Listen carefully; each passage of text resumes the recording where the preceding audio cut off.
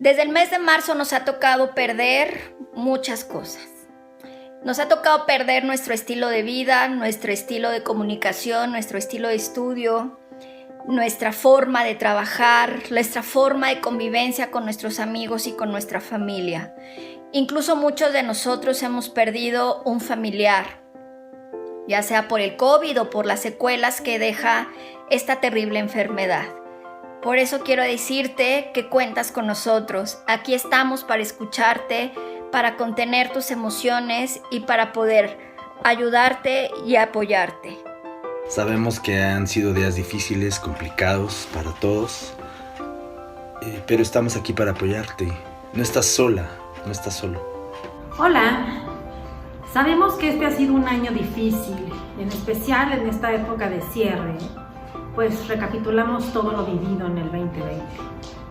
Hoy les quiero recordar que seguimos aquí en Apoyo COVID-19, que estamos para ustedes, no están solos. Cuídense mucho en esta época navideña, en esta época de fiestas, y pues seguimos aquí. Si nos necesitan, no duden en buscarnos.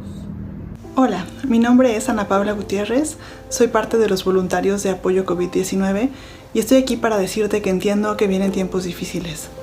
Sé que diciembre no es un mes sencillo y estoy para recordarte que estamos todos nosotros para apoyarte. Psicólogos, psicólogas, voluntarios muy comprometidos para que tú estés mejor. Un abrazo. Hola, mi nombre es Patricia Graín. Este video es para recordarte que no estás solo, para recordarte que habemos más de 80 terapeutas en apoyo COVID en todo el territorio nacional para escucharte. Sabemos que esta pandemia se ha alargado más de lo que todos quisiéramos. Sabemos que nos hace falta motivación, que no encontramos durante el día algún alivio, que ya queremos salir, pero no bajemos la guardia. Este momento es muy importante. Esto va a acabar. Recuerda que si tienes alguna necesidad o quisieras hablar con alguien, estamos nosotros en Apoyo COVID-19 esperando tu llamada. No estás solo. Sabemos que ha sido un año difícil para todos y por eso queremos recordarles que no están solos. Seguimos aquí todos los psicólogos de Apoyo COVID-19 para acompañarlos en estos momentos, en estas situaciones que estamos viviendo, que pueden ser un poco más difíciles para algunos de nosotros y por eso estamos aquí.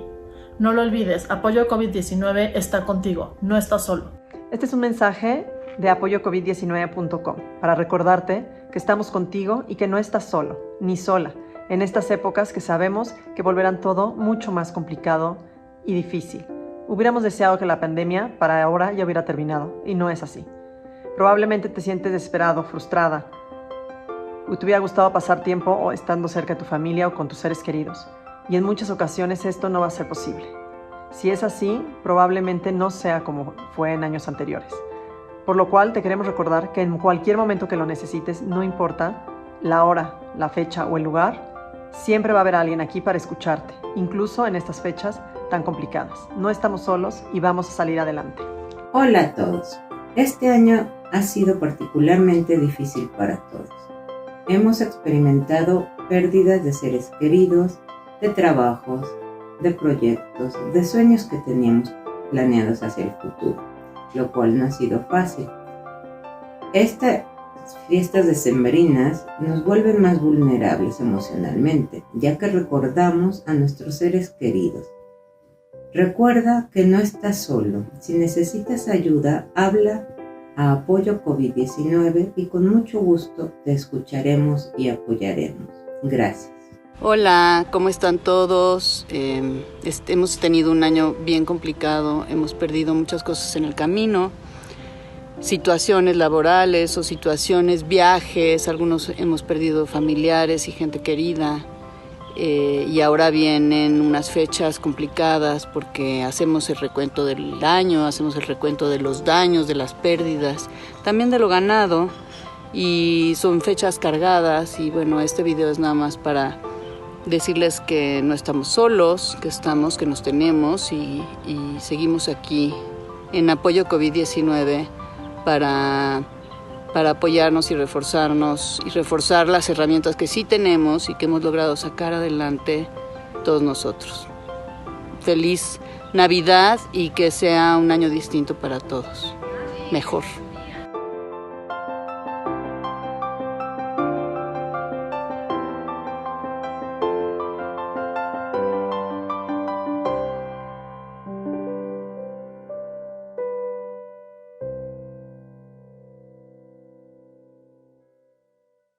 Buenas noches, estaba saludándolos, Brígido, Alexis, Alberto. ¿Cómo están? Bien. Estamos otra vez aquí en un webinar, el último del año. Para las personas que nos ven por primera vez, les cuento un poquito. Creamos una plataforma desde marzo para brindar apoyo emocional a quien lo pudiera necesitar al inicio de la pandemia, que es apoyocovid19.com. Y desde entonces hemos realizado un montón de intervenciones. Contamos con 80 voluntarios que han estado desde el inicio hasta hoy, todos estos meses que nadie nos esperábamos que durara tanto la pandemia y que siga durando. Hemos hecho una serie de webinars que les cuento y les platico porque creo que independientemente que el tiempo ha pasado, uno puede regresar a ellos para aclarar un montón de dudas. Todos estos webinars han alcanzado aproximadamente a 2.800 personas en total. Hemos atendido a 612 personas gracias a nuestros voluntarios a través de la plataforma. De los webinars hemos abordado temas diversos desde niños, adolescentes, compartiendo experiencias con personas que tuvieron COVID y retomando la vida o por lo menos adaptándonos a lo que venía y que seguimos ahí. También vimos duelo, la situación de las mujeres, la cuestión económica del dinero, los docentes, toda la cuestión de la escuela, el clima laboral, home office, los padres de familia, el amor, cómo lo conceptualizamos, y también el arte. Es decir, hemos intentado abarcar un montón de temas que se pudieron estar moviendo a lo largo de la pandemia. Y finalmente queremos cerrar con este webinar del año, un webinar muy interesante donde queremos abordar la parte médica, junto con el doctor Alberto y Brígido, y la parte psicológica y emocional, junto con Alexis y conmigo, para platicar. La idea de este webinar es un poquito más que sea de diálogo, no tanto una conferencia, así que les voy a pedir, por favor, que en su ventana hay un espacio que dice preguntas y que ahí vayan poniendo todas las dudas que tengan de todos los sentidos y iremos haciendo el esfuerzo de contestarlas, todas las que podamos. Alexis, no sé si tú quieras presentar a nuestros invitados. Claro que sí, es un gusto estar con todos ustedes esta noche. Ya llevamos un rato que no nos juntamos y la verdad ya nos extrañábamos aquí. Y bueno, nos acompaña esta noche el doctor Alberto Palacios Boa, que es inmunólogo y reumatólogo también. Y Brígido Navarrete, el doctor Brígido Navarrete, que es parte también de Apoyo COVID-19, que es psiquiatra y psicoanalista de la Asociación Psicoanalítica Mexicana. Sandra Vargas, que es psicoanalista de la Asociación Psicoanalítica Mexicana, y yo, que soy Alexis Schreck, que también soy psicoanalista de APM, Asociación Psicoanalítica Mexicana. Y bueno, pues vamos a empezar. ¿Cómo están? ¿Cómo están todos esta noche? ¿Cómo están todos?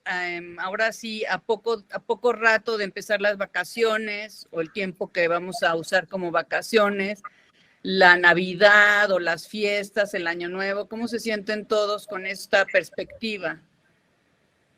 Bueno, pues yo creo que algo que sabemos que sucede normalmente, independientemente de la pandemia, y que creo que es importante que en algún momento abordemos, es que independientemente de la pandemia hay algo que se llama depresión estacional, ¿no? Que a veces tiene que ver con esta época justamente y que ahora se va a juntar, pues que nos da como un bajoncito en las épocas frías y de menos luz, y se junta con todo lo vivido en la pandemia, por un lado.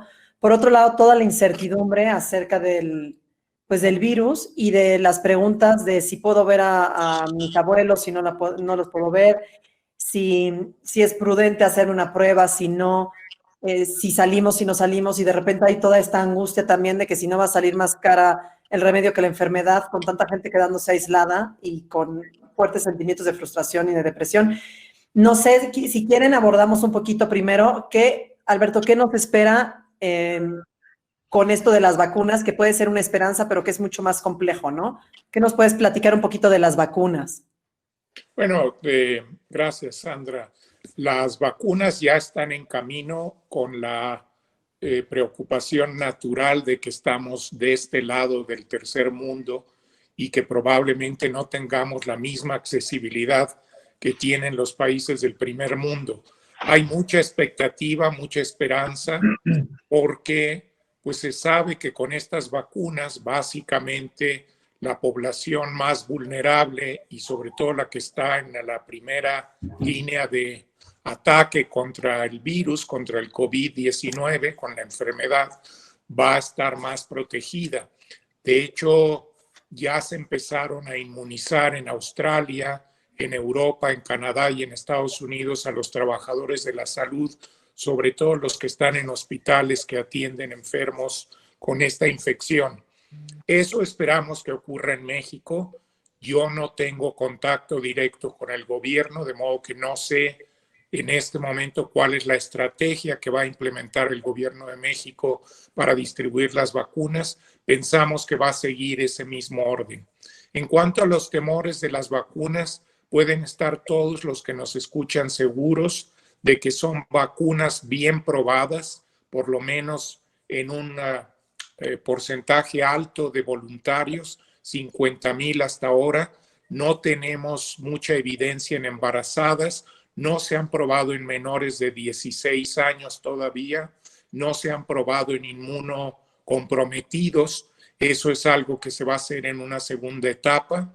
Y las pocas reacciones que ha habido son básicamente alérgicas leves. Un caso de una alergia importante en Alaska hace unos días, pero fuera de eso no ha habido reacciones. Quiero terminar diciendo que hay voceros siempre de la catástrofe por ahí que dicen que las vacunas se nos van a meter a los genes y nos van a cambiar y sacar alas y escamas. Dudo mucho que eso suceda. Sucederán otras brujerías como acabamos de experimentar antes de empezar, pero no veremos cosas graves y no se asusten. Esta vacuna solo genera anticuerpos, estas vacunas que están en camino están diseñadas para generar anticuerpos. Si se generaron con RNA, con el virus parcial o con espícula de virus, son solamente generadoras de anticuerpos, no van a cambiar la especie. Que a lo mejor nos haría falta un poco de cambio de especie. De conciencia. Eso sí.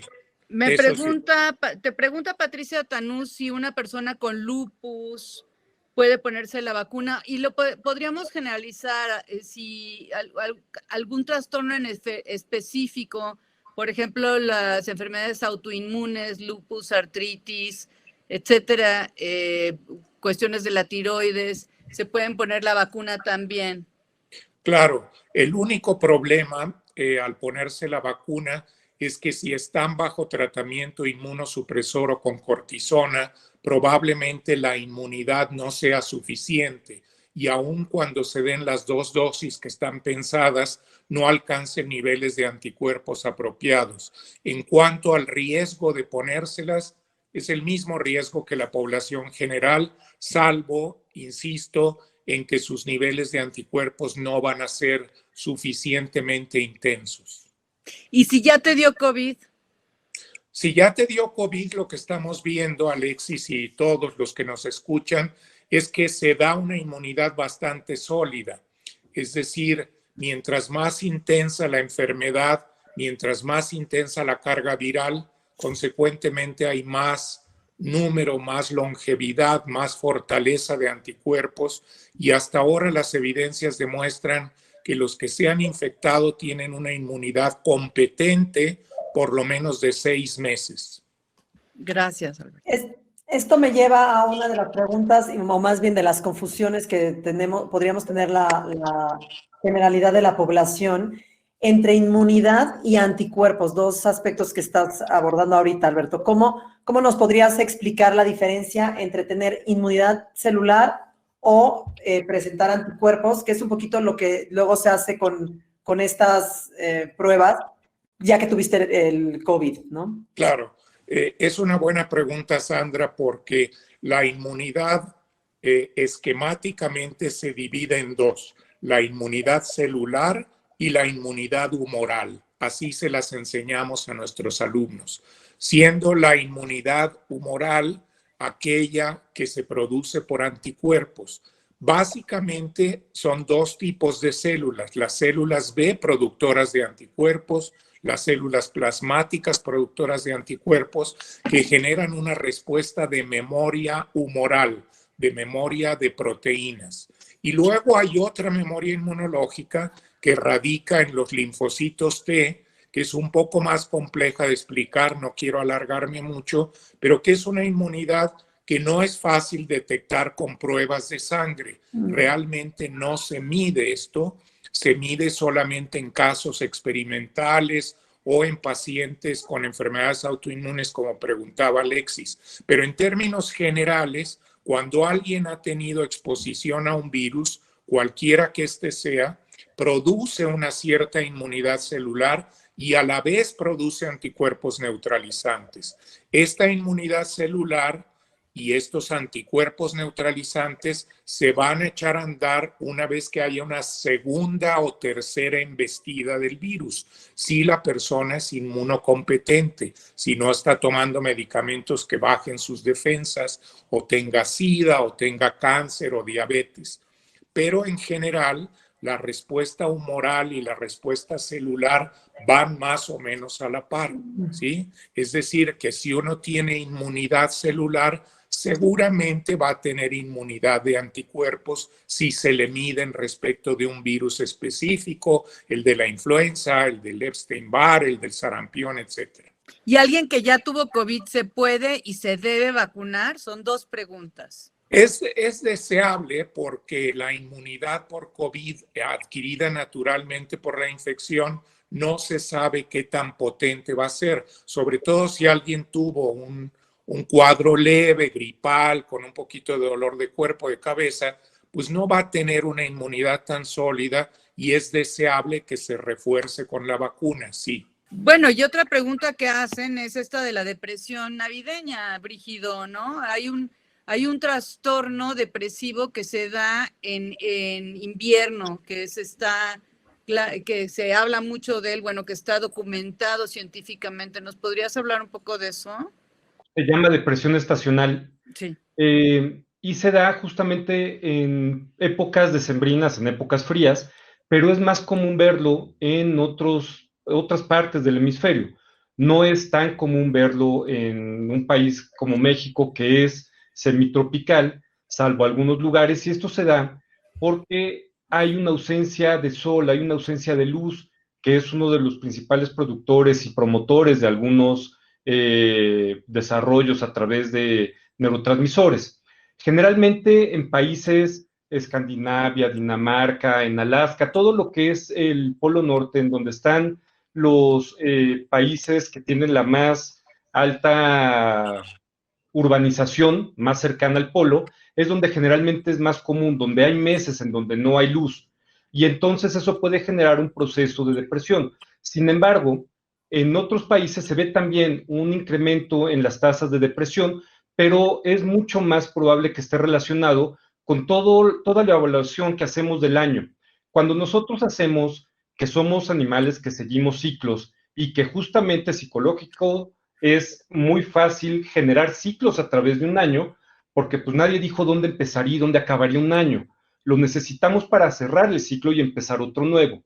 Entonces, cuando hacemos la evaluación de lo que pasó en el año y empezamos a planear lo que va a ser el siguiente año, es mucho más sencillo que podamos sentir todo lo que no pudimos haber hecho. Y entonces también se puede relacionar con esto.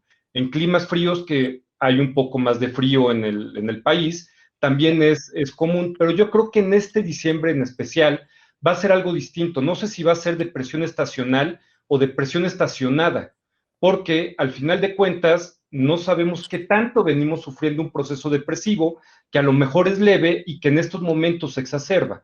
Entonces yo creo que ahí habría que buscar la manera de que nos apoyen o nos ayuden para entender que lo que estamos viviendo es normal o no, porque yo creo que con toda esta situación de la pandemia, el encierro, la cuarentena, las muertes que hemos llegado a tener en los círculos cercanos, la pérdida del trabajo, todo lo que hemos estado viviendo, al final de cuentas abona para que empecemos a tener algún cambio en el estado de ánimo y que el final del año sea un cierre total. ¿Por qué? Porque aparte que acabamos el año que no fue muy sencillo, nos enfrentamos a un año que no va a ser muy fácil. Y entonces eso no ayuda, porque siempre que acabamos el año, tenemos la esperanza en lo que va a venir, que siempre hacemos nuestros votos navideños y qué vamos a hacer, qué es lo que vamos a ir logrando, pero realmente el panorama no se ve tan agradable, no se ve tan bueno, no se ve un panorama tan esperanzador como de otros años, a pesar de que la vacuna esté cerca. Como comentaba el doctor, va a ser muy complejo saber qué tan fácil va a ser y qué tan accesible va a ser tener una vacuna. Entonces, yo creo que este diciembre va a ser específicamente más complicado, justo por lo que hemos perdido y porque la esperanza que generalmente nos da un año nuevo, un año que empieza, no está tan clara. Entonces yo creo que son dos situaciones que tenemos que pensar un poco más.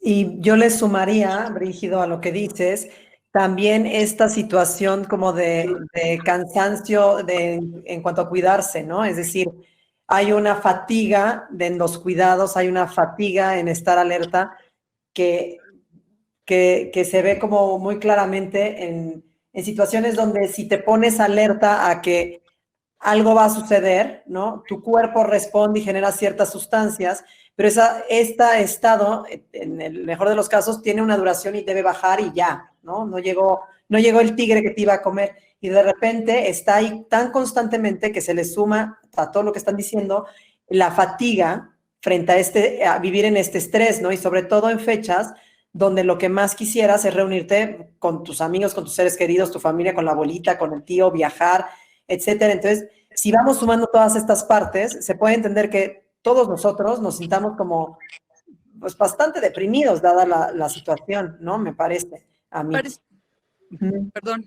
Como en una depresión de la energía, porque sí, en efecto, lo que hemos venido viviendo, que eso es lo que yo entiendo como la depresión estacionada, es un deterioro cada vez más gradual, en el cual no nos damos cuenta que está pasando, porque viene de muy poquito avanzando, sin embargo, con una estabilidad de avance constante.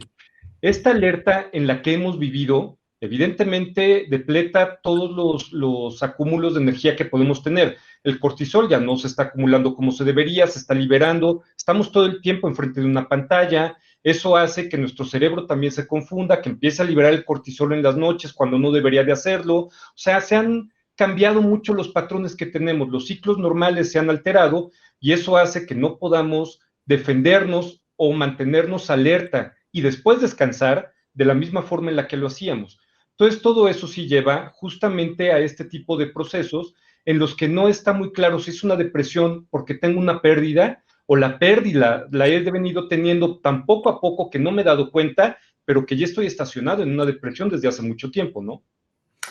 Sí, la falta de vínculos genuinos, personales, con los familiares, los que están sufriendo muchísimo son los adolescentes y la gente mayor, ¿no? Estamos oyendo de muchas muertes de gente mayor que no le encuentra ya, están viviendo en un sinsentido si no pueden estar con sus familiares y ya no pueden leer o ya no entienden bien qué está pasando en la televisión, etcétera.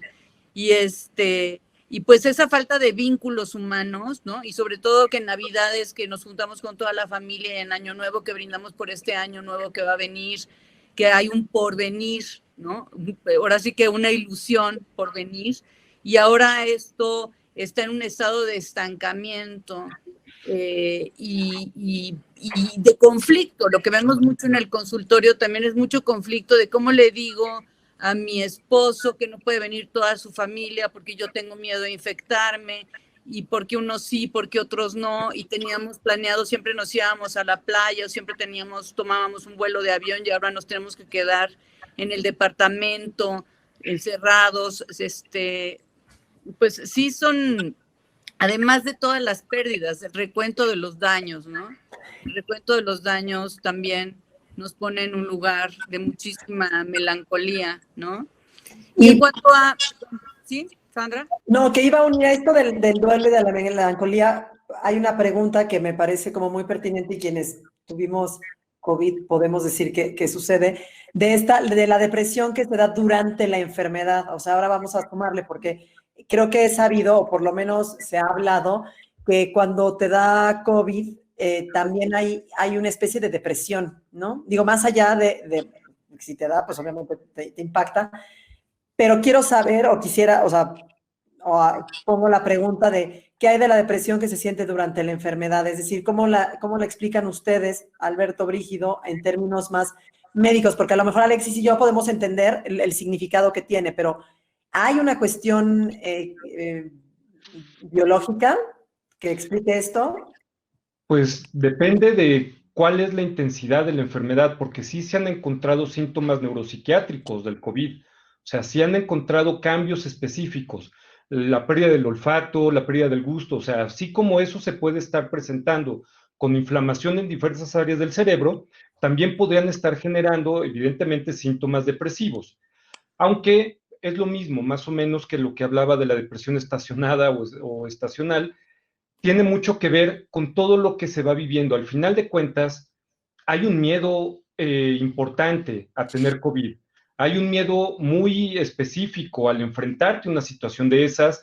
Hablan acerca de los respiradores, de los lugares en las terapias intensivas, los lugares hospitalarios nada más, las camas de hospital, todas las secuelas que hay, todas las secuelas pulmonares, cardiológicas, todo lo que se presenta.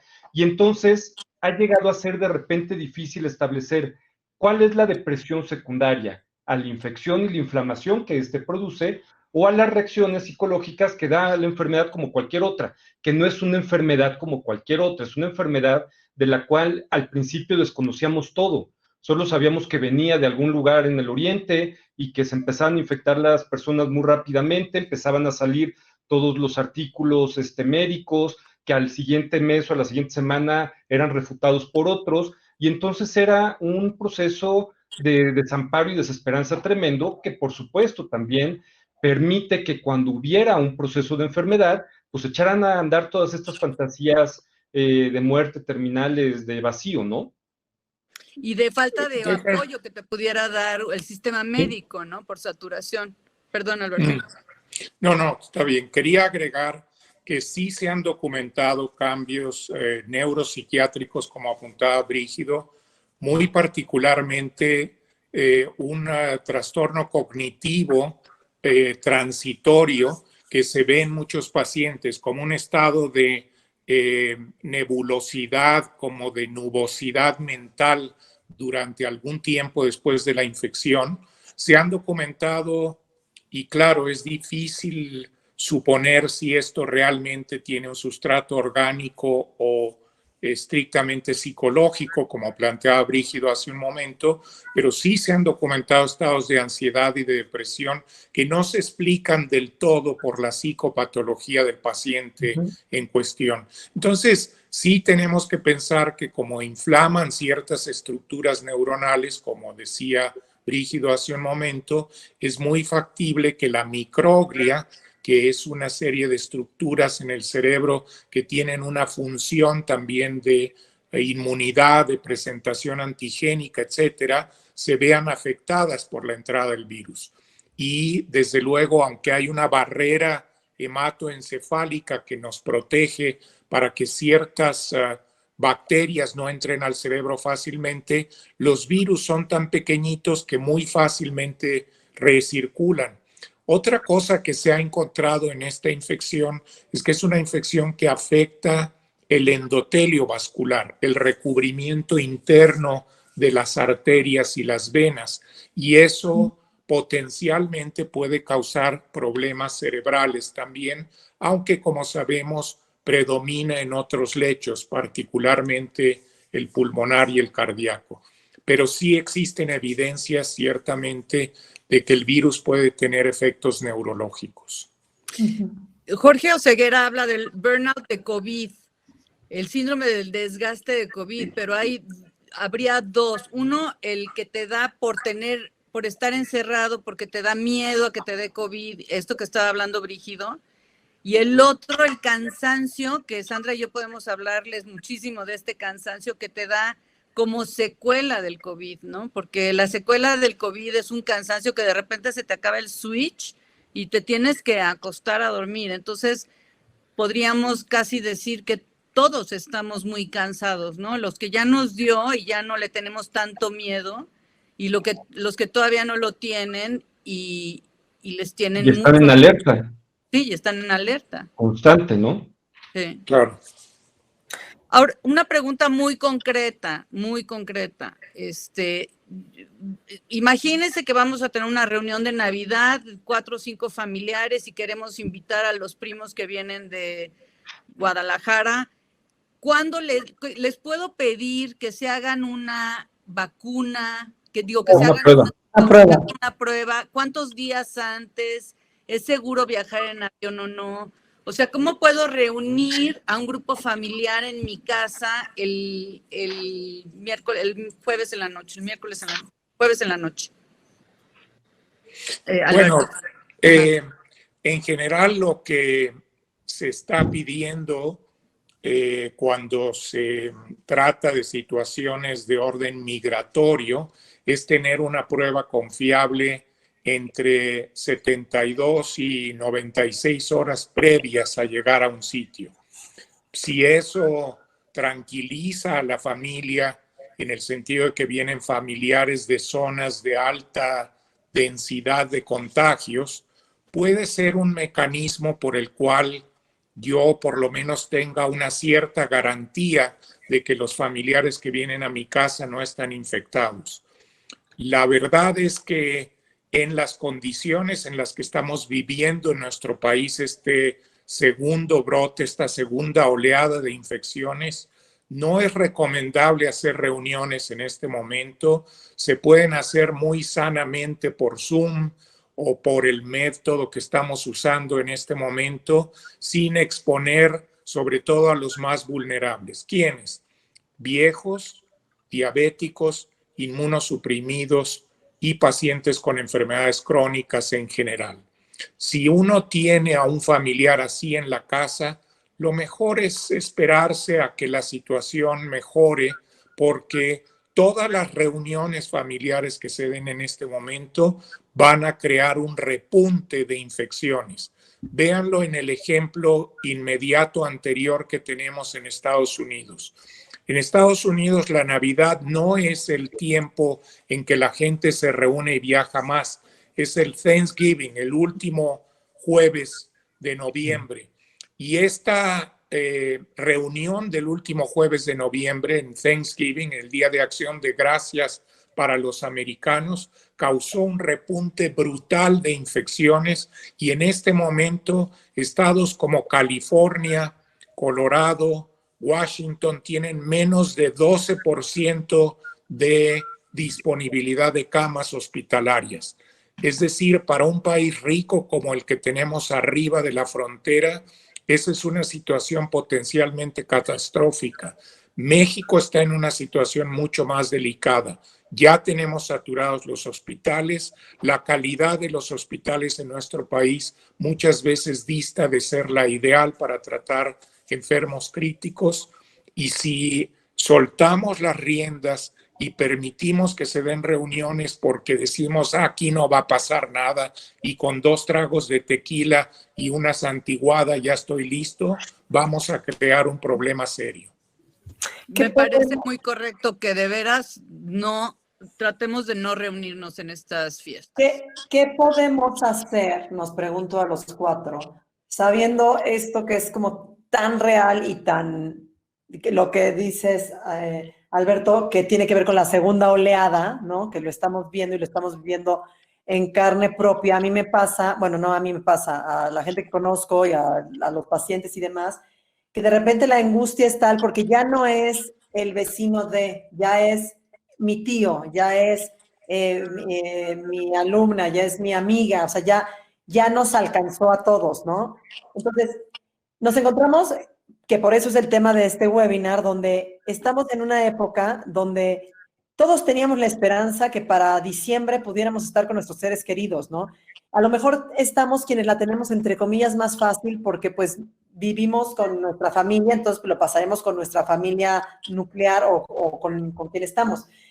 Pero de pronto pienso en todas estas personas que están solas y bueno, o que están solas o que no han visto a sus seres queridos en todo este tiempo que se han guardado sin dejar de lado lo importante de cuidarnos y de cuidar a nuestros seres queridos y a nuestra comunidad y a nuestra sociedad. Y no tenemos la respuesta, evidentemente, o sea, que lo sepa el público, no la tenemos, pero creo que podemos aventarnos una reflexión de qué podemos hacer, aparte del Zoom, qué podríamos hacer, sobre todo con los que están más solos, con quienes viven solos, con la gente mayor, con quienes tienen algún tipo de patología que los podría poner en riesgo. ¿Qué podríamos hacer, Alberto? A mí se me ocurre, como para complementar esto muy cierto que dice Sandra, que en todo caso las visitas sean visitas selectivas. Es decir, quien ya tuvo COVID y por lo tanto no contagia, quien está en una condición más saludable, sea el que visite a los familiares de riesgo y no hacer reuniones donde la abuela esté tapada con escafandra para que no la infecten, porque eso es contribuir al aislamiento y a la soledad y al desamparo. Me parece que lo ideal es ser selectivos, hacer reuniones muy pequeñas, como decías, en familias nucleares. En todo caso, si hay que visitar a los abuelos o algún enfermo, que lo haga quien no tiene riesgo, quien no contagie. Esa es una sugerencia muy concreta. Okay. Esto me lleva a otra pregunta que por ahí estaba, no la encuentro, y si no, no importa. Se ha dicho, bueno, no se sabe mucho, obviamente, porque se está investigando, pero mencionabas quienes ya tuvieron el virus. Sabemos que son 6 meses de cierta inmunidad garantizada, si no estoy inventando. Uh-huh. Y el recontagio, ¿cómo se podría, o sea, cómo da? Porque había quien decía, incluso hablando de la influenza, no tanto del COVID, que la gente que hubiera tenido COVID tenía que estar más cuidadosa de que no le diera influenza porque no sabían cómo podría reaccionar, o hay quienes le podemos de pronto tener más temor a volvernos a contagiar porque ya lo vivimos y vimos que no estaba muy agradable que digamos, ¿cómo van las investigaciones por ahí o qué se sabe de los recontagios después de los 6 meses que estamos hablando? O sea, ¿qué se sabe? Número uno, que son insignificantes, o sea, los pocos casos que aisladamente se han demostrado o se ha presumido que son recontagios, porque es difícil demostrar una cosa y otra en este momento. La verdad es que no han cursado con cuadros agresivos, número uno. Número dos, sí es cierto que quien tuvo una infección, una neumonitis muy agresiva, queda con unas cuantas secuelas en la base de los pulmones y es más susceptible a pasarla mal con una influenza. No necesariamente morirse, porque hay vacuna, como ustedes saben, para la influenza, pero sí pasar un mal rato. Ahora bien, en cuanto a si alguien ya tuvo la infección, debe cuidarse, desde luego que sí. No hay garantía de que otros bichos no puedan caer donde un terreno ya está un poco lastimado y causar más daño ya sobre la tierra mojada. Entonces sí vale la pena cuidarse en ese sentido, pero tampoco caer en la paranoia de que no se puede visitar a un familiar o tener una pequeña reunión en casa. Creo que hay que ser inteligentes al respecto y valorar hasta qué punto hay riesgos reales o riesgos simulados o ficticios. Una persona que ya tuvo COVID, es una pregunta de Verónica Schreck, pero también de Lorenza Echevarría. Una persona que ya tuvo COVID, ¿puede ser portadora del virus o transmisora del virus? No, no si han pasado 4 a 6 semanas de la infección. Se sabe que de cualquier modo hay cierta expulsión de fragmentos virales que pueden dar una prueba falsa positiva después de 4 semanas. Pero en términos generales, todos los médicos estamos de acuerdo que en un periodo de 1 mes a 1 mes y medio, la persona que ya tuvo COVID no es infectante. Por lo tanto, aquellas personas que se infectaron antes de noviembre pueden visitar a sus familiares con relativa prudencia. Quienes se infectaron en noviembre o en diciembre, recomiendo que no se le acerquen a las personas vulnerables. Ok, lo voy a repetir. Quienes se infectaron después de noviembre, no se confíen. Quienes se infectaron antes de noviembre, No bajen la guardia, pero... Pueden, guardando las precauciones naturales, cubrebocas, lavado de manos, sanitizar el ambiente, etcétera, ¿sí? Pero quienes se infectaron del 1 de noviembre para acá son pacientes, son personas que pueden todavía contagiar y más vale que no se acerquen a sus familiares más viejos o con enfermedades. Ok. Si se decide acudir a una reunión navideña, pregunta Jorge Oseguera, considerando tu recomendación, Alberto, ¿sería recomendable hacerse la prueba 72 a 96 horas antes? Habías dicho más o menos. Correcto. Si es así, ¿cuál de las pruebas? Otra de las grandes preguntas de la humanidad. Mire, ¿qué pruebas?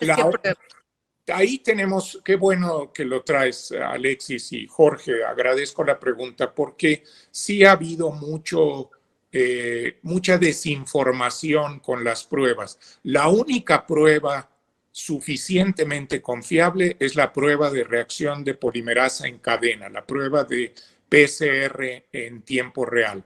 Esa prueba es la más costosa, se hace con muestras de nariz y boca y se lleva entre 24 y 48 horas el reporte porque necesita hacerse en un proceso un tanto complicado, que es precisamente la reacción de polimerasa en cadena. Las pruebas de antígeno que han venido a sustituir esta por practicidad, que se toman también en la nariz o en la sangre, no son confiables, son pruebas relativamente inseguras, pueden llegar a tener márgenes de error muy altos, hasta 50%, y yo no las recomiendo si uno quiere tener la seguridad de que no infecta. Abbott acaba de producir una prueba, espero que nos llegará a México en algún momento, que es una prueba rápida para hacerla en casa, la van a distribuir selectivamente en Estados Unidos. Tampoco es una prueba tan confiable porque es una prueba antigénica, pero va a permitir que mucha gente en el futuro tenga a la mano esta facilidad. Hoy por hoy, la única prueba que yo recomiendo para asegurarse de que alguien no infecta, repito, es la prueba de reacción polimerasa en cadena, la prueba de RT-PCR, como se llama por sus siglas en inglés. Yo creo que todo esto de lo que hablaba el doctor Palacios es muy importante porque hay muchas herramientas que están a la mano para tener más certeza, para protegernos desde el lavado de manos, la utilización del cubrebocas, sanitizar, mantener una distancia. ¿Qué tanto podríamos o no visitar a los allegados, a la gente cercana? Es muy peligroso el poder hacerlo. ¿Qué tanto también, si no lo hacemos, estamos arriesgando a un proceso mucho más profundo a nuestros seres queridos, ¿no? Yo creo que Sandra, Alexis, ¿qué pensarían de esto? Porque también esta parte psicológica es importante. Por un lado, nos estamos y los estamos cuidando, no los visitamos, que no nos visiten porque nos estamos tratando de evitar llevar o traer virus o lo que sea, pero al mismo tiempo también hay una pérdida, o sea, también estamos siendo mucho más vulnerables a todo este riesgo psicológico de estar aislados, de estar completamente fuera del proceso de sociabilización. ¿Eso qué tanto también nos está afectando? Porque justamente lo que hablábamos, los adolescentes, los viejos son más vulnerables. Los adolescentes no están aprendiendo a socializar como deberían de hacerlo, ya venían haciéndolo desde antes, pero ahora sí son mucho más evidente. Y los viejos, lo que yo he ido viendo con mis pacientes es que al mismo tiempo de que tienen mucho miedo de contagiarse porque era la enfermedad de los viejitos, ¿no? Que se iban a morir los viejitos, también están perdiendo sus últimos meses, años o días de vida. ¿Eso qué tanto puede estar afectándonos, no? Claro, yo no por eso llevaría el virus a ningún lado en forma de mi visita amorosa, pero al final de cuentas también estamos viviendo un deterioro importante. ¿Qué piensan ustedes? ¿Cómo lo han visto? Terrible. Y además, ahorita Lorena Tassier está hablando de la culpa de sí visitarlos y llevar el virus, pero también la culpa de no visitarlos, ¿no? Para protegerlos. Sí. Y sí, de veras, los viejitos se cuestionan si vale la pena vivir así, aislados, solos, ¿no? O si verdaderamente no prefieren infectarse y morir. Y no todos los viejitos se mueren, ¿eh? Yo he escuchado de algunos que se salvan de manera sorprendente, que ni siquiera son sintomáticos. O que ni se enteran. Sí.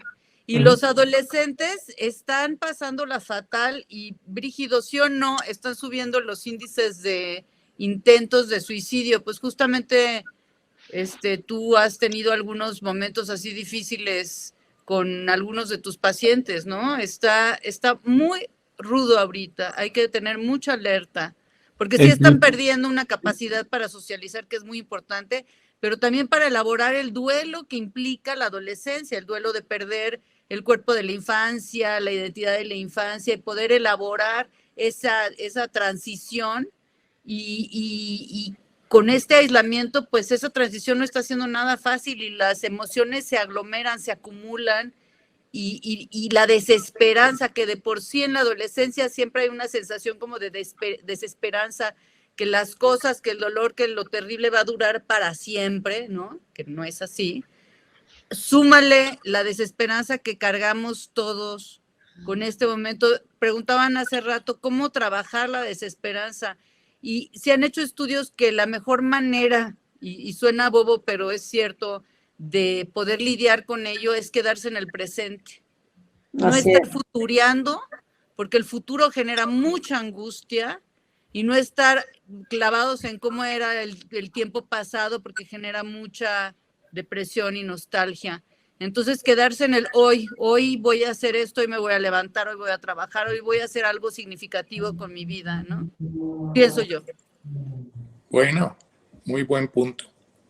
Y dentro que no de es esto, fácil, que no es fácil a la luz de tener un presente tan incierto. Claro. Pero sí creo que, retomando lo que dices, Alexis, en la medida en que uno pueda aterrizar un poco lo concreto, lo de todos los días, los afectos de todos los días, los vínculos amorosos de todos los días, la calidad del trabajo, el entusiasmo por el trabajo, eso por lo menos es un atenuante, me parece.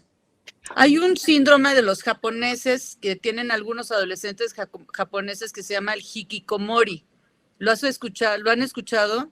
Es un aislamiento extremo, ¿sí? Sí. Entonces, ahora, es una sociedad particularmente fóbica, la japonesa, sí. Y en ese sentido, sí, nosotros tenemos mucho el apapacho, el acercamiento, y habría que potencializar eso sin riesgo, como planteaba Brígido. Porque es lo que hemos perdido, justamente esta sociabilización, ¿no? Y estamos en un aislamiento que no es tan común en nosotros, y en los japoneses que viven fóbicamente esto, ya hay una alerta de salud justamente por los números de suicidios y el aumento de las tasas de adicción, pues ¿qué está generándose en nosotros, no? Justamente, no. Yo quisiera preguntarle a Sandra en ese sentido, ¿qué atenuantes ves tú, Sandra? ¿Qué podemos hacer con nuestros hijos, adolescentes, los jóvenes? ¿Qué les podemos dar en este momento que ayude un poco a visualizar esto sin tanta tragedia y tanto dramatismo? Pues yo creo un poco como también dijo Alexis, del situarnos en el ahora y sobre todo de valorar también, ¿no? Lo que tenemos normalmente, y sabemos, sobre todo los 4 aquí presentes que estamos muy empapados del psicoanálisis, que los seres humanos somos seres deseantes, ¿no? Entonces normalmente estamos buscando y estamos como queriendo ir hacia adelante y tener, pero creo que es un momento de desear lo que tenemos. ¿A qué me refiero con esto? Digo, ahí me salgo tal vez un poco de lo psicoanalítico, pero para decir, empezar a valorar como los pequeños momentos y las cuestiones más sencillas que nos rodean, ¿no? De repente, pienso yo en estas fiestas de Navidad, ¿no? Donde nos reuníamos la familia enorme de 20 y tantos, o los viajes que hacíamos. Entonces, parecería una pérdida inmensa, que es una pérdida. Pero por el otro lado, quienes tenemos salud o tenemos la ventaja de tener a nuestros familiares más cerca, a lo mejor centrarnos en los pequeños detalles. Tú decías algo que me parecía importante, Alberto, donde era, en vez de sacar a nuestro abuelito y irlo mareando a la casa y llenarlo de cosas y que se sienta completamente ajeno, pues a lo mejor hacer unas visitas, ¿no? La visita de sacarlo a un jardín, ir a verlo, ponernos creativos. La creatividad es la solución para muchísimas cosas, de la creatividad vista en todo su esplendor, ¿no? Entonces, por ejemplo, pensaba yo cuando los niños son pequeños que los papás son quienes hacen estas fiestas enormes cuando cumple el primer año y sobre todo el primogénito, que el niño no se va a acordar de los globos gigantes y que llegó un payaso enorme, se va a acordar de que lo pensaron y que tuvo a su gente cerca. Veamos la Navidad así también. Es hora de cambiarle la visión a la Navidad. La Navidad no necesariamente son esos pachangones enormes con la familia. Podemos hacer un pequeño tour, entre comillas, de visitar a los abuelos un ratito, juntarnos los 4 que somos, que vivimos juntos, quizás, como irnos a lo más sencillo. Yo creo que esa es una forma de recuperar la esperanza y la sencillez, ¿no? También hemos... Claro, claro. De las cosas positivas que nos puede traer la pandemia es como repensar nuestra realidad, nuestro mundo, nuestra vida, ¿no? Estábamos muy ocupados y muy en el rush y nos pusieron un freno de mano como impresionante. Y entonces valoremos los pequeños detalles, ¿no? Quedarnos en casa, tuvimos que hacer galletas, quedarnos en casa, tuvimos que dibujar, ¿no? Y regresar a estos orígenes. Así lo veo yo sé que no es la respuesta que todo el mundo esperaría, pero yo creo que ahí está la respuesta, en los pequeños detalles. No sé qué piensas tú, Alexis. Yo estoy completamente de acuerdo, pero también el quedarnos en pequeñas reuniones de los familiares más nucleares en casa y sentir que somos parte de una sociedad y de un todo, ¿no? Que está haciendo un acto solidario, ¿no? Con el resto de la gente. O sea, estamos en el mismo barco, ¿no? Estamos pasando todos por lo mismo. No es que yo me vaya a quedar amargada en mi casa sola y todos los demás se van a ir a divertir tomando quién sabe qué en fiestas con confeti. Todos tenemos que hacer este esfuerzo, ¿no? Y ahora sí que, como dicen, mal de muchos, pues consuelo compartido entre todos, ¿no? Y vamos a estar presentes unos en la vida de otros, unos grupos en conjunto con otros de otras formas, por Zoom, por WhatsApp, por 1000 formas, vamos a poder estar con los otros, ¿no? Por cierto, único. Aprovecho para meter una pregunta que está ahí que tiene que ver con esta época, donde habrá gente que sí va a viajar, ¿no? Habrá gente que no ha visto a sus familiares o que son originarios de alguna parte de la República o del extranjero o viceversa, y van a tomar vuelos. Entonces preguntan por aquí mucho de qué recomendaciones nos pueden dar de los aviones, los aeropuertos, pues los viajes en general. O sea, ya sí los van a hacer. Digo, partamos de que si nos queríamos ir todos en Año Nuevo juntos y pegados a echar la pachanga, lo consideremos, tal vez no vamos, pero quienes sí van a ir a ver a su gente querida, que se cuidaron para ir, ¿qué pueden hacer en este trayecto? Los hoteles, en fin, esto de salir. Sí, el riesgo mayor, como ustedes saben, y lo sabe todo nuestro auditorio en este momento, es las partículas expulsadas por tos, hablar fuerte, cantar o estornudar. Estas partículas generalmente no llegan más allá de 2 metros. Por lo tanto, mantener una distancia prudencial en los aeropuertos, en las hileras para abordar los aviones de 1,5 metros o 2, idealmente, es una manera de protegerse. Yo les recomiendo llevar doble cubrebocas, no solo por minimizar el aspirar o transmitir partículas, sino porque eso les va a dar una sensación doble de seguridad. Los guantes es muy relativo, es mejor lavarse las manos, lo hace uno periódicamente. Los vuelos conllevan un cierto riesgo, pero básicamente por el contacto en los aeropuertos. Los hoteles, a mi entender, por lo menos en sitios turísticos, han bajado mucho su aforo y están tomando medidas de sanitización razonablemente buenas, como en los restaurantes. Eso varía de estado a estado, lo sabemos, pero en general en el país se han tomado medidas bastante uniformes. En otros países, lo que van a encontrarse si toman la decisión un poco arbitraria de viajar a otros países, a lo mejor los van a confinar en un hotel durante una semana entera y no va a ser un viaje muy divertido ni para la familia ni para los turistas. Pero si tienen la posibilidad de viajar a un lugar, un Airbnb, una casa, en fin, una cosa de renta, pues probablemente puedan más o menos manejarse bien guardando las distancias. Espérense muchos problemas porque los gobiernos de los países vecinos, concretamente los sitios que habitualmente visitamos o visitan los mexicanos razonablemente pudientes, como Estados Unidos o Canadá, para ir a esquiar, no van a ser lugares particularmente gratos este invierno. Mientras no haya una vacuna distribuida en grande escala, la verdad es que viajar a sitios turísticos en este momento no es muy deseable. No, me imagino. Una pregunta. Yo quisiera añadir un poquito sobre esto, porque creo que es muy importante pensar, y siempre ha sido muy importante esperar que los demás hagan algo por nosotros, que nos cuiden, que realmente estén llevando a cabo las medidas que los gobiernos les implementan, que en realidad estén o no sanitizándose, que estén o no cuidándose quienes nos están cuidando. Pero yo creo que en este momento algo muy importante es sospechar que los demás no lo están haciendo y nosotros tenemos que hacerlo, que nosotros somos responsabilidad de nosotros mismos y que entonces el cuidado tiene que venir a partir de nosotros. Porque sí hay que tomar las distancias y todo esto, pero la mayoría de la gente, cuando llegamos a esos lugares, no están haciéndolo. Y cuando piden el código QR, pero no pueden entrar en el aeropuerto y que tú no puedes abrir el código, los mismos del aeropuerto dicen, no importa, pásale, éntrale, no pasa nada.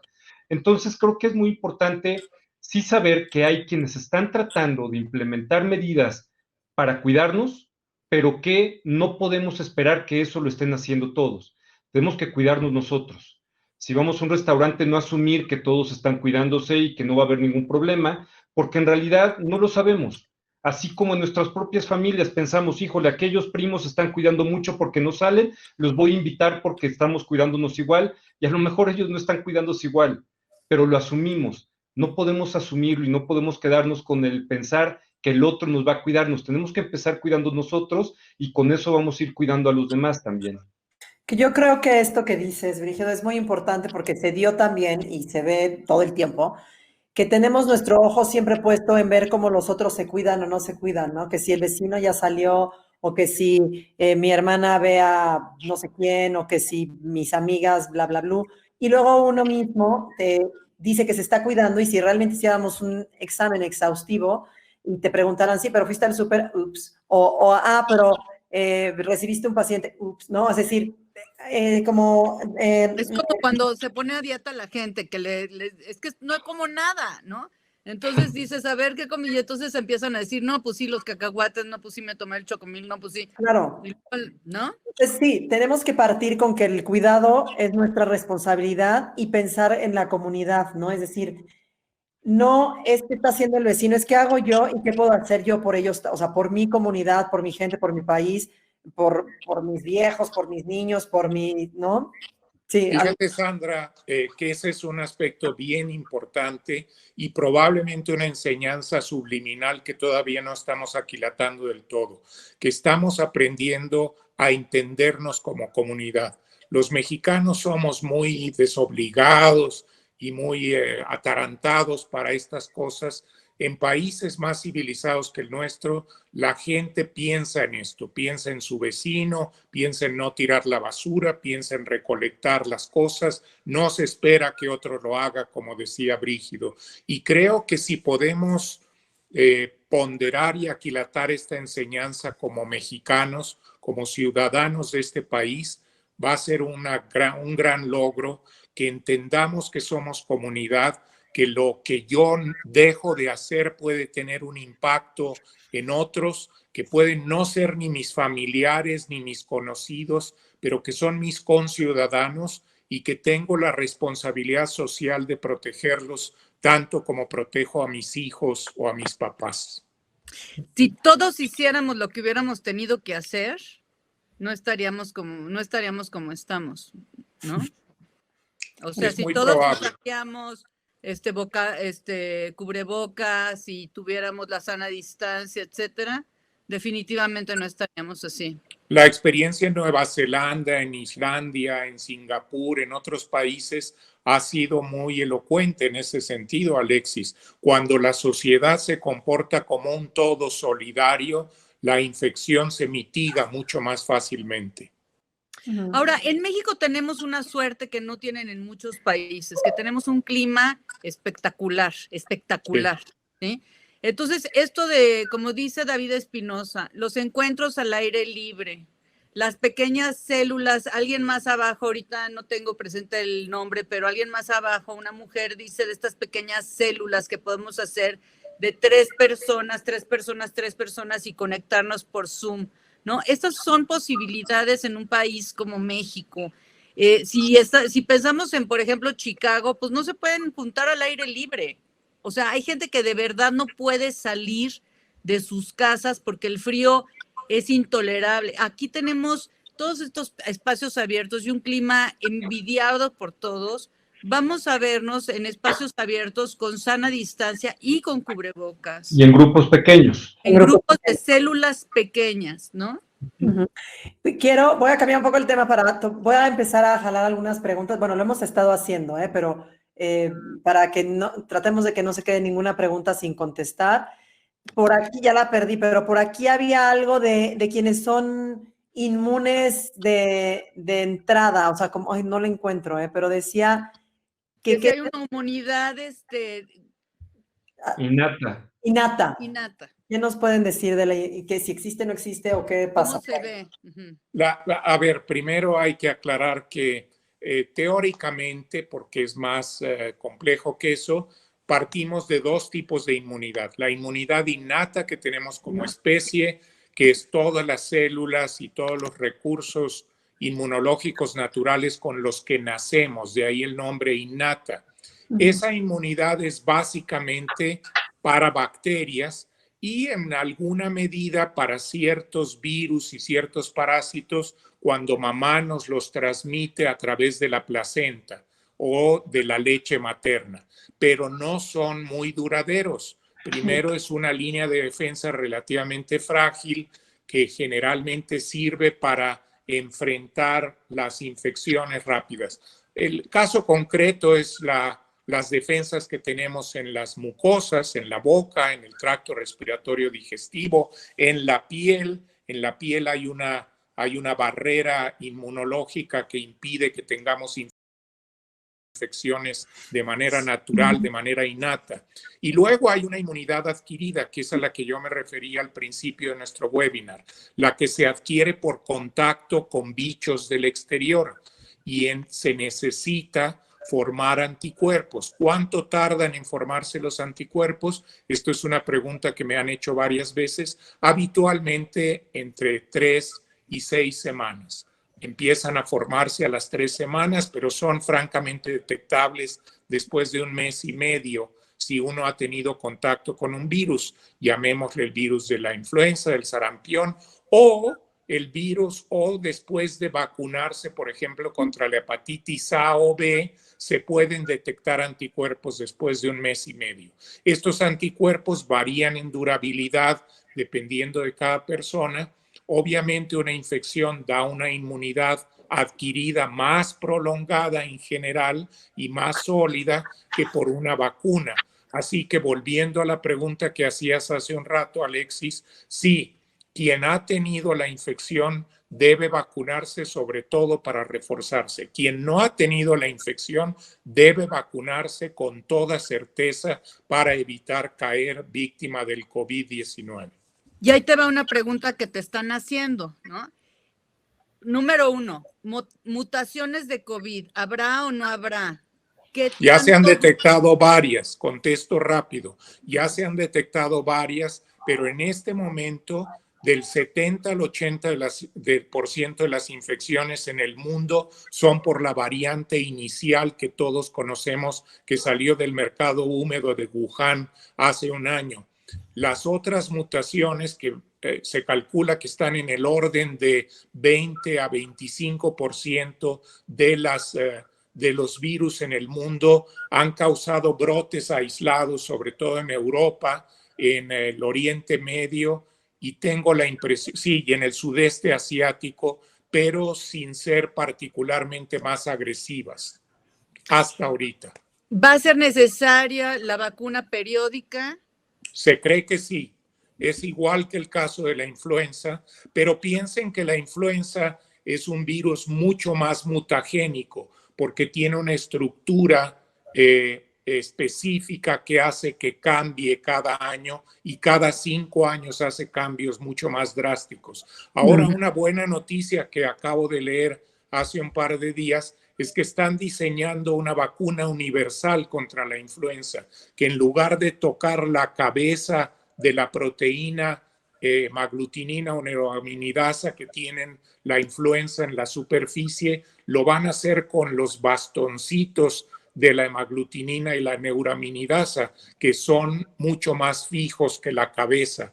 Entonces, la revolución biotecnológica en este momento nos está dando vacunas producidas con RNA mensajero contra el COVID y probablemente en un futuro no muy distante una vacuna universal para la influenza que sirva por muchos años. Oye, una pregunta que está aquí también y que es importante, creo, porque las voy a unir, quien la pueda contestar. Escuchaba lo de lo que nos decías de la inmunidad y también me parece importante lo de los niños. Ha sido un tema controversial, ¿no? O sea, no es que no les dé COVID, a los niños sí les llega a dar. Digo, a mis hijos tuvieron, por cierto. Pero en algún momento, no sé si lo leí o lo dijeron ustedes antes, que el sistema inmunológico de los niños está como mucho más despierto o cómo es que los niños se enfrentan y si es importante que usen, por aquí ponían una pregunta, tapabocas. Cubrebocas de 7 y 3 años los niños, etcétera. O sea, ¿qué nos pueden decir de los niños? Y si son transmisores de una vez, ¿no? Ajá, sí, todo lo de los niños que nos puedan decir. Miren, es así. Los chiquitos, las cosas que se han demostrado en menores de 12 años son dos. La primera es que sus receptores ACE, que son los receptores naturales contra el coronavirus, son menos abundantes en los niños que en los adultos. Número 1. Número 2, el sistema inmune de los niños, precisamente porque no ha sido avasallado a lo largo de muchos años con diferentes antígenos, diferentes virus, diferentes bacterias, es mucho más maleable, es mucho más flexible y monta una respuesta inmunológica mucho más rápido, mucho más activa y neutraliza rápidamente al virus. El virus coloniza las mucosas a través de estos receptores. Si no los hay en tanta abundancia como los adultos, la carga viral en los niños suele ser más baja, que es un aspecto que quiero redondear muy rápidamente. La gravedad de la infección también depende mucho de la carga viral. Por eso es que tristemente en nuestro país tenemos el más alto índice de mortalidad de personal de salud en el mundo. Eso es una tragedia que no quiero dejar pasar de mencionar. No tienen por qué haberse muerto tantos camilleros, enfermeras, afanadoras y doctores. Eso ha sido realmente una tragedia de nuestro país de no cuidar a su personal de salud. Pero en fin, lo que pasa con los niños, afortunadamente, es que su sistema inmune responde muy rápido y que no tienen tantos receptores para este coronavirus en especial. Hoy por hoy son afortunadamente el grupo de edad, el grupo etario que está más protegido, pero eso no quiere decir que no sean portadores. Una de las grandes preocupaciones que tenemos para los abuelos, y lo mencionamos hace unos minutos, es que los nietos lleguen con el virus porque no saben que lo traen en la boca, le den un beso al abuelo y lo contagien y el abuelo sí caiga gravemente enfermo. Aprovecho para poner lo de los asintomáticos. Los que son asintomáticos y se contagiaron de COVID sin darse cuenta, ¿cómo se pueden dar cuenta que tuvieron COVID-19? Hago la pregunta porque cuidé a mis papás con COVID, pero jamás supe si yo lo tenía, bueno, etcétera. Alguien que nunca tuvo síntomas, ¿qué puede hacer para saber si tuvo o no tuvo? O más bien bueno, se puede hacer una prueba de anticuerpos, Sandra, pero les adelanto que probablemente van a ser pocos sus anticuerpos y a lo mejor indetectables. Entonces no es fácil saberlo. Si uno no tuvo síntomas y estuvo claramente en contacto con alguien enfermo, debe asumir que tuvo el virus y que su inmunidad puede ser variable y a lo mejor no muy sólida. Otra pregunta.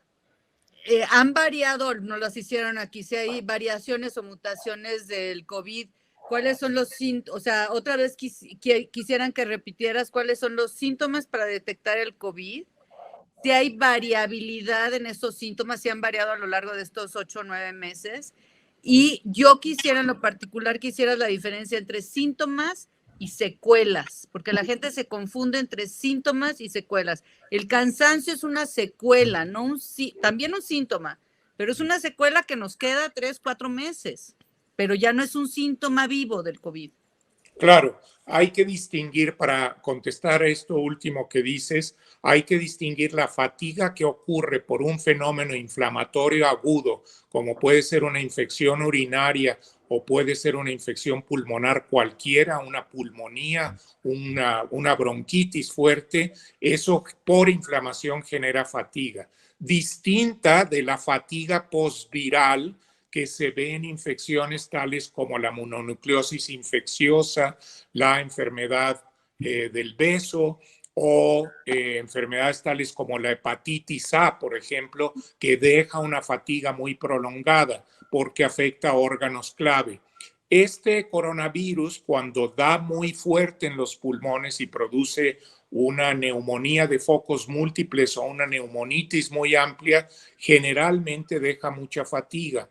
Hay datos que demuestran que un porcentaje nada despreciable del orden de 7 a 8% de los pacientes que sufren estas formas graves se quedan con daño transitorio en el corazón, lo que se llama una miocarditis viral, y también sufren fatiga por eso.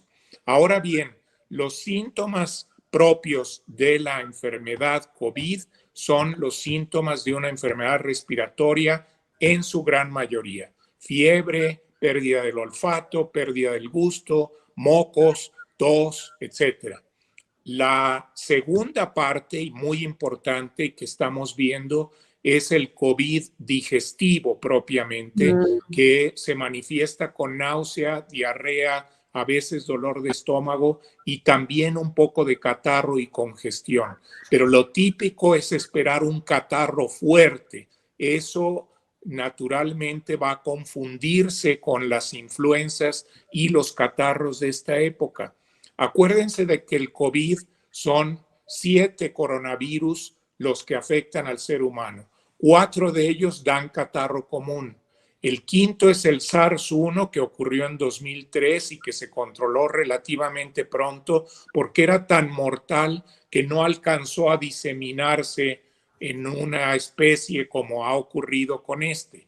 El sexto, es el virus MERS, que ocurrió en el Medio Oriente, de ahí su nombre, que también era tan mortal que no se alcanza a diseminar, porque cuando un virus es muy mortal, pues invariablemente los que lo tienen se mueren muy pronto y eso permite que se controle la enfermedad, como sucede con el ébola o con el Marburg. Pero en el caso del SARS-CoV-2, como no es tan mortal, su índice de mortalidad se calcula alrededor de 1.2% de los infectados, pues es un virus que se disemina como un catarro fuerte a lo largo de lo que hemos visto en esta pandemia. Ok. Que esto es muy importante porque había quien decía, minimizaba lo del COVID diciendo, ay, pero si ni es tan mortal como XY, pero claro, es que no es que sea mortal, es cómo se va a propagar justo por lo mismo, digo. Correcto. Es mortal por volumen, Sandra, no claro, es mortal totalmente como el ébola que mata al 80%, 90% de quien lo contrae. Pero si consideras que 1 a 2%, 3% de mortalidad en un virus en todo el mundo, pues la mortalidad es la que estamos viendo, del orden de 1.600.000 personas en este momento en todo el mundo. Claro. Que también está la pregunta, hablando de la influenza, ¿Qué tanto es recomendable ponerse la vacuna de la influenza, ponerse las 2 vacunas cuando salga ya para todos nosotros, la de COVID y la de influenza? ¿Cuál de la influenza ponerse? Muy recomendable, como es recomendable que a todos los niños pequeños se les vacune contra el sarampión, la tosferina, el tétanos, la difteria, etcétera. Las vacunas en adultos son recomendables, sobre todo si vivimos en ciudades y cercanos a otras personas. La de la influenza, gracias a que se ha hecho ya como una campaña global para el uso de la vacuna de la influenza, ha disminuido mucho la mortalidad. Lo mismo va a pasar con el COVID. Desde luego yo recomiendo idealmente la tetravalente, que es de 4 cepas en este momento, por eso de ahí su nombre, pero en México ahorita estamos escasos de esa vacuna. La que haya. Oye, La sí, que porque haya, no hay. así es. En Brígido, este momento la que haya, Brígido, cierto. esto me lleva a que, bueno, sabemos que está saturado, porque aparte la cuestión psiquiátrica está a todo lo que da por lo que estábamos viendo.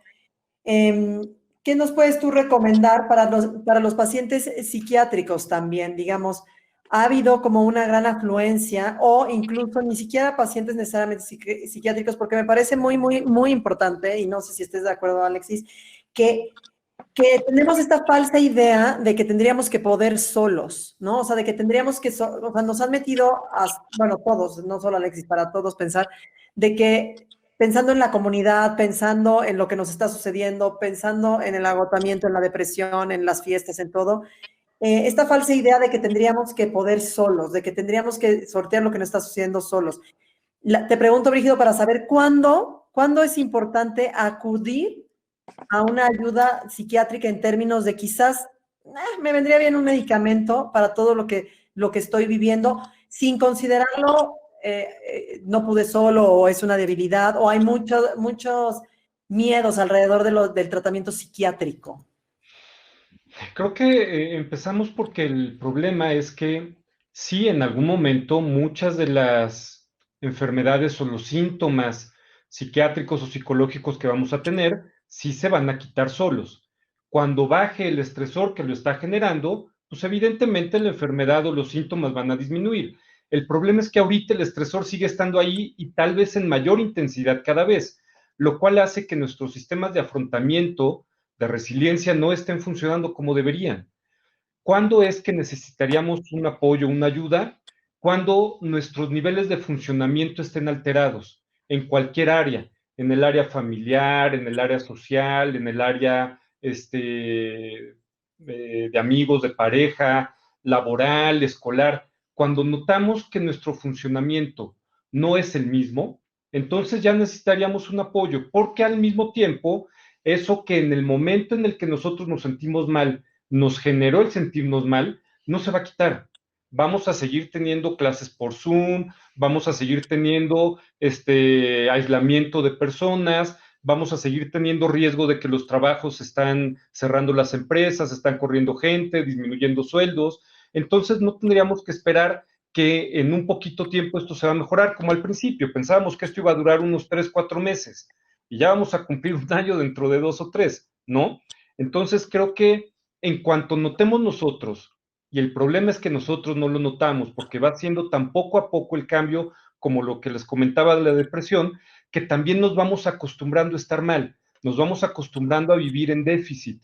Si alguien alrededor lo llega a notar, sí sería muy importante que se lo haga saber a la persona y buscar ayuda, no dejarlo pasar como al rato se le va a quitar o es algo que no va a llegar a mayores, porque en realidad no sabemos y probablemente sí llegue a una situación de mucho mayor gravedad porque las situaciones alrededor están cada vez mucho más complicadas. Entonces creo que en cuanto se note una alteración del funcionamiento, no estoy levantándome para la escuela a la hora que debería, me estoy durmiendo en las clases, me está dando mucho dolor de espalda y entonces me salgo. Cualquier cosa que empiece a afectar algo que yo usualmente no hacía, sí sería bueno tener por lo menos el acercamiento a alguien que pudiera orientarme a ello. Ir con el médico familiar, ir con un psicólogo de confianza, llegar con el psiquiatra directamente, alguien que te oriente, no por llegar con un psiquiatra, todos los psiquiatras te van a mandar medicamentos, se evalúa qué es lo que está pasando, se evalúan las áreas de funcionamiento en donde el paciente está no como debería de estar, y entonces se busca cuáles son los factores, cuáles son las razones que lo están generando, y si vemos que no se están o no se van a solucionar de una manera espontánea o con un apoyo psicoterapéutico, entonces ahí se empieza el tratamiento farmacológico. Pero no porque el paciente llega, ya empezó a hacer la receta para darle el medicamento. Eso no sucede así, se tiene que evaluar al paciente. Pero, Brígido, uno de los problemas que yo más he visto en todo el mundo, pero en adolescentes también, es el trastorno del sueño. Están durmiéndose a las 3, 4 de la mañana, se están despertando tarde, no rinden en la escuela, no rinden en la vida. Eso en los adolescentes. Y los adultos también estamos teniendo trastornos del sueño. Por lo mismo que hemos estado platicando de estar en estado de alerta, de estar en burnout, etcétera, etcétera.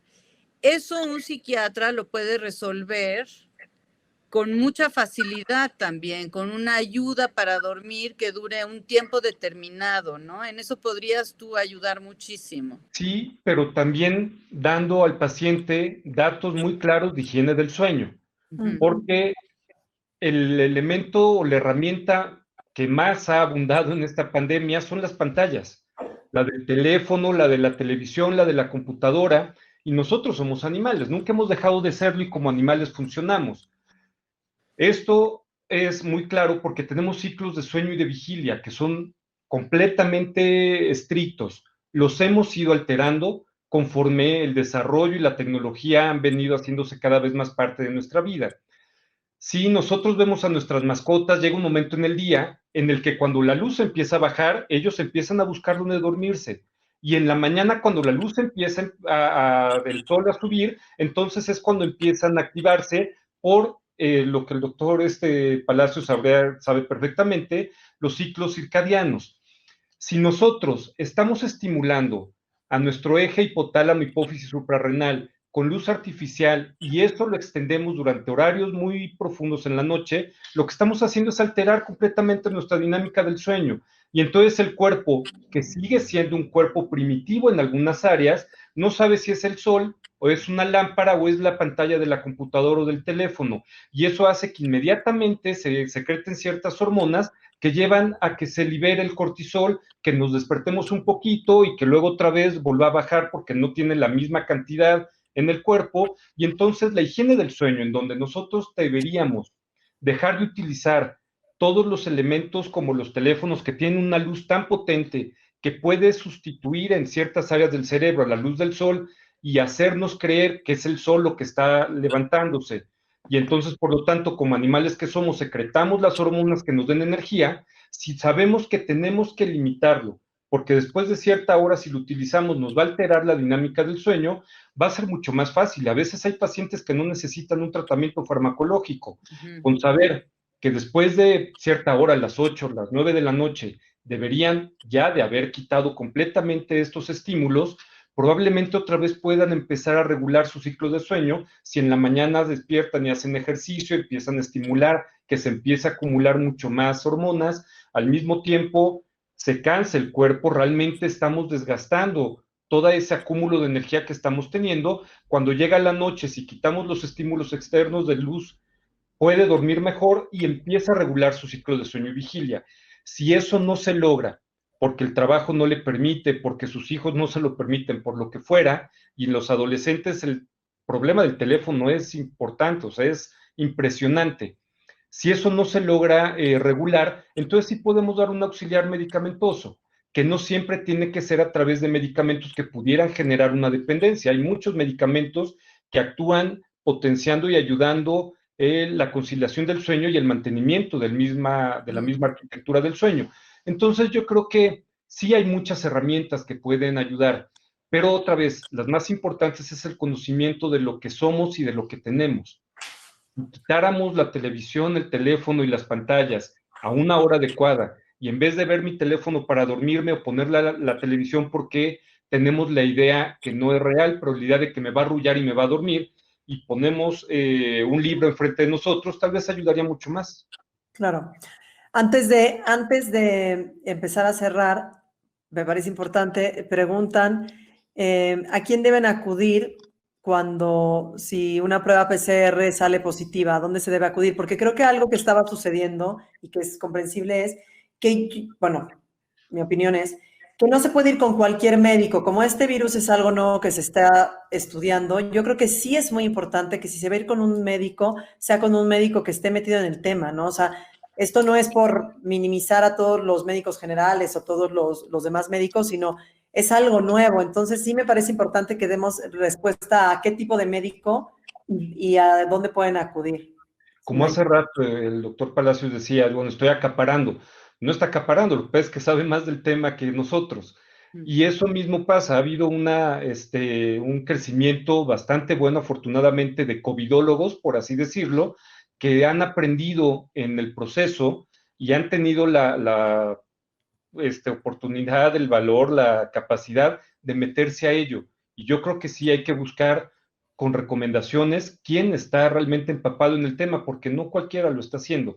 Y en un mes salió una información y al otro mes ya no era la misma y el que se quedó en lo primero ya no está en lo que 9 meses después es. Entonces yo creo que sí es importante investigar un poco y buscar quiénes son los que están empapados de este tema.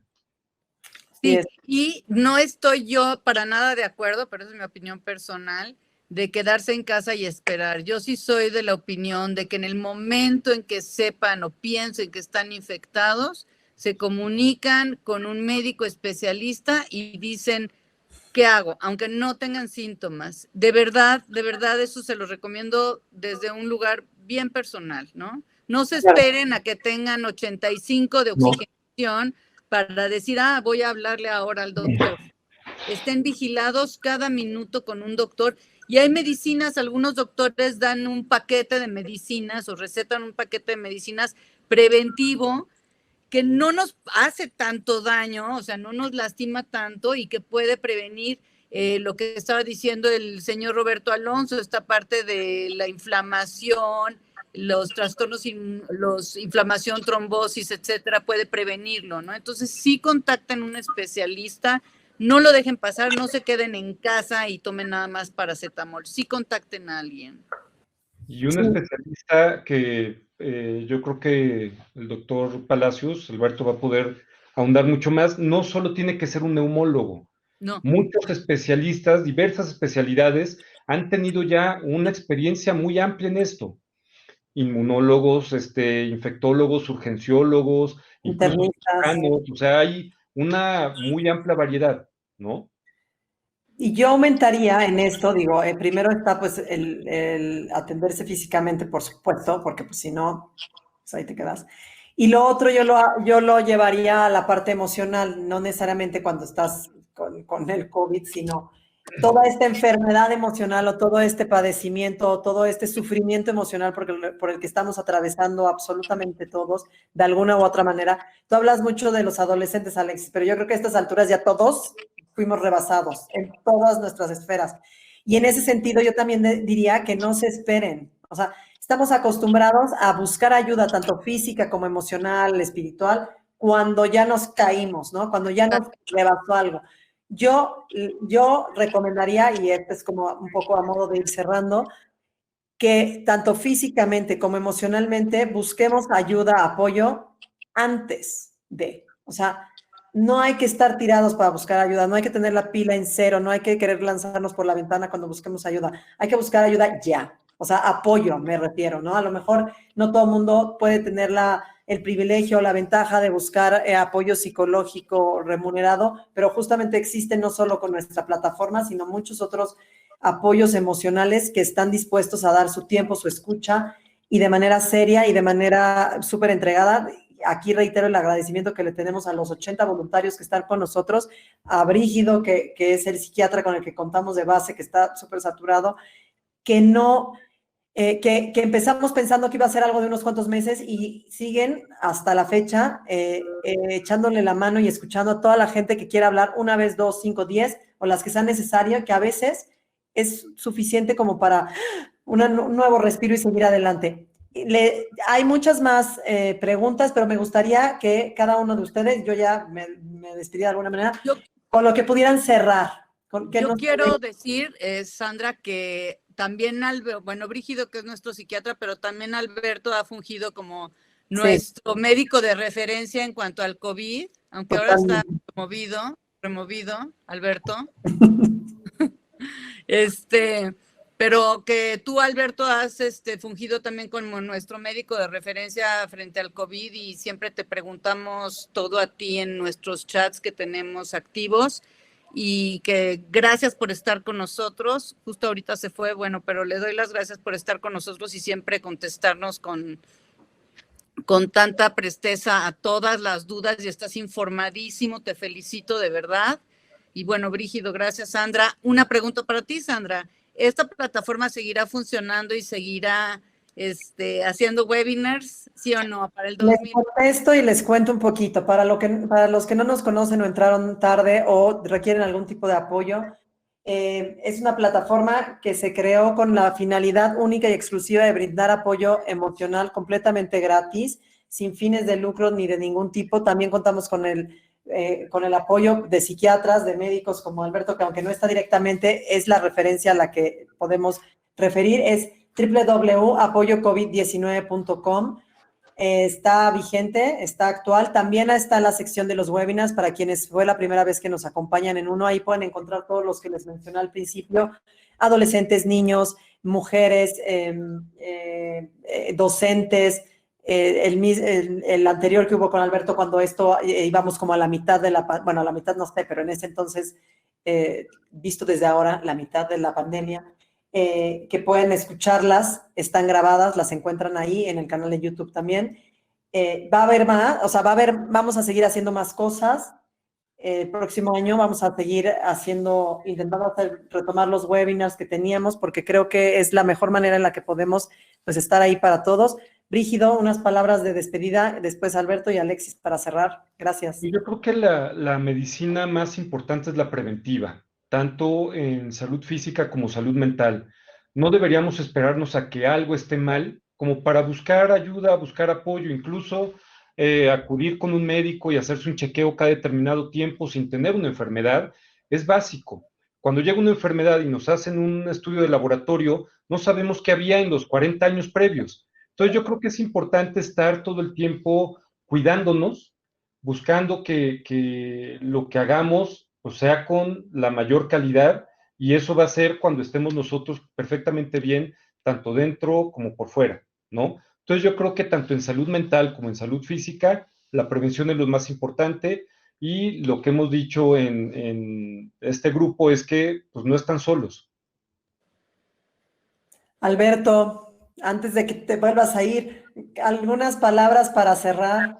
Sí, perdónenme, entró una llamada de un paciente covidoso y me borró todo lo que estaba haciendo. Una disculpa. No, atiende la llamada.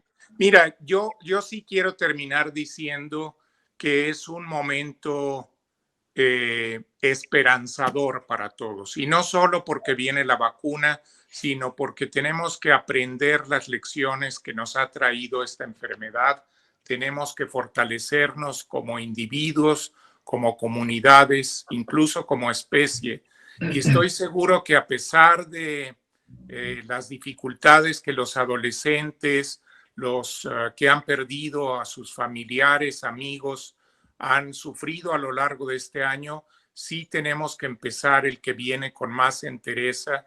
Tenemos que encontrar mecanismos para recuperarnos, para recuperar lo emocional, para volvernos a ser fuertes como individuos, como familias, como amantes, como esposos, como hijos, y encontrar formas, como bien decía Sandra, más sencillas para valorar la vida y darle sentido. Creo que esto nos tiene que enseñar, y creo finalmente que tenemos que salir avantes y positivos de esta experiencia.